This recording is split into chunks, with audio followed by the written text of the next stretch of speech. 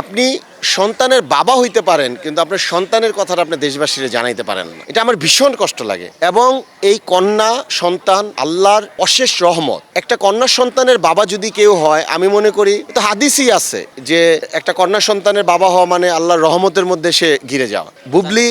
বুবলি আপু উনি ট্যাগ করে ওনাকে একটা স্ট্যাটাস দিয়েছেন, ওনার কন্যার কথা উনি জানিয়েছেন, কিন্তু উনি ওইখানে কোনো সাড়া দেননি। আমি শুধু একটি কথা বলতে চাই, একটা মেয়ে নায়িকা হোক বা নায়িকার বাইরে আলাদা জগতের একটা মেয়ে হোক, নিশ্চিত যখন মেয়েটাকে বলা হয় ডাক্তার যে আপনাকে সিজার করতে হবে, সিজার আমরা মুখ দিয়ে বলে ফেললাম যে সিজার, বিষয়টা তা না।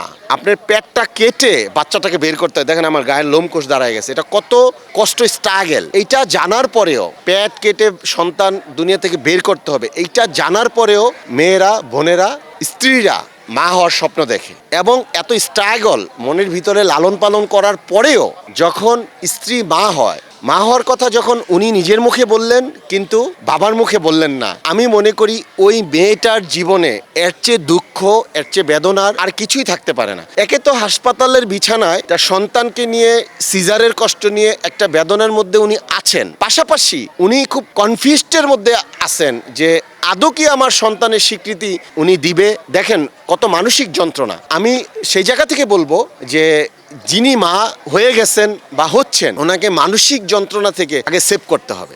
এই মানসিক যন্ত্রণা থেকে যেন উনি সেভ হয়, তাহলে এটা আমার মনে হয় যে আমার ভীষণ ভালো লাগে। বাবা হিসেবে দেখেন উনি বিয়ে থাকতেই পারে, মানুষের বিয়ে জীবনে থাকতেই পারে, সন্তান এটা আল্লাহর দান, এটা থাকতেই পারে। আমার সন্তানের কথা আপনি জানাবেন না কেন? এবং এটা তো আপনি গর্বের সাথে জানানো উচিত। এবং আমি আগেও বলছি যে আজকে আপনার মাধ্যমে বলি যে আপনি এতদিন পুত্র সন্তানের বাবা ছিলেন, আজকে কিন্তু আপনি রহমতের সন্তানের বাবা হয়েছেন, মানে কন্যা সন্তানের বাবা। আশা করি নারীর কষ্টটা আপনি বুঝবেন।